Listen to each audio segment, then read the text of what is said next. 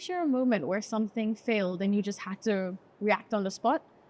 Yeah. So in terms of IT, which is the one I do at the track, we did have UPS, which is an interrupted power supply, failing. So what that does is it's a device with a big battery which powers up things at the tracks. We have two on the IT rack. The IT rack is just basically a big tall thing with servers and all the machines. So at Formula E is quite often to lose power from the track. It's not very stable sometimes, so we need to have those. So then the battery kicks in and powers up everything. But we had some situations on the UPS literally blowing out. Oh, wow. So basically what I needed to do was take it out of the rack, put in the backup one in, and put everything back on, which it can basically be a 10 to 15 minutes job. Depends on which one blows out, because we have different UPS in different locations. So yeah, that can cause a pretty severe downtime. If it happens during a race or during a session, it can be really critical. Do you have a lot of UPSs that is it one of those things where it's like one blows out, you have a backup for another one that's working at the same time? Or is it just one at a time? So we have a total of 6 or 7, I think. Okay. And at the IT rack, for example, we have 2, which they share the load of everything. So if one goes down, yes, I have devices which have 2 power supplies. Right.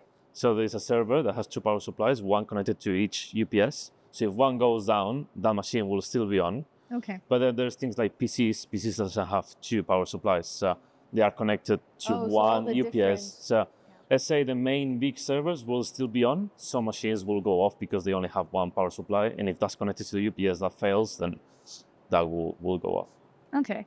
And in that situation, so this is also standardized for all of the... No, you can, that's your kit. You can buy whatever you want, really.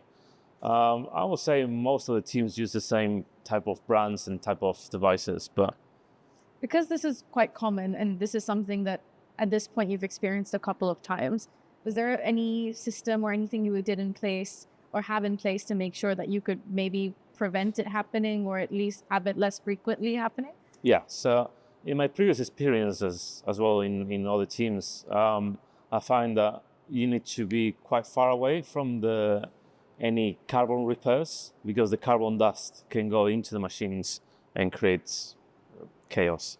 So what I did recently is buy a filter, a specific filter for carbon particles and other particles that can be at the track. So that helped a lot. Last year, actually, we didn't have, I think we only had 1 of these issues in the first race. So this helped preventing all of these things going, happening. Yeah, happening. Yeah. So I would say that was the big change regarding the UPS to help us solve the issues. I think that's really interesting, because what you kind of described for us in FS, in financial services, is essentially you are in a situation where you're almost live scenario testing in multiple situations. And from that, usually you find out where your vulnerabilities are, where you can probably enhance processes and make things, like we said, in operational resilience, prevent disruption from happening. So this is like a very clear example of how that scenario test was able to help you. Well, real life scenario test was able to help you now become more resilient. Yeah, the problem as well is you don't have many times for testing. So this is one of those that you just, if it happens, it happens. Exactly. And I can test it here, but then we don't have 30 people using the machine, so the load is not going to be the same. So you just need to have a backup. And if it happens, then try to change as quickly as possible. Yeah.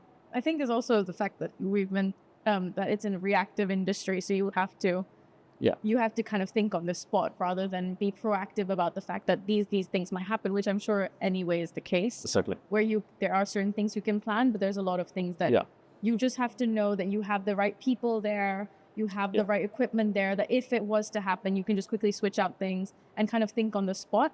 Exactly. And you need to really prioritize what's key, because we have a limit on freight and we have a limit on what we can take at the track, and also a limited financial limit. I cannot just ask the team to buy 5 of these things and have it there ready for me. Yeah. So we need to buy one. If other fails, then I need to find another solution. It's not the first time I need to grab 3 or 4 cables, strip them down there, make a new connections and plug them in all the way it was not meant to, but you make it work.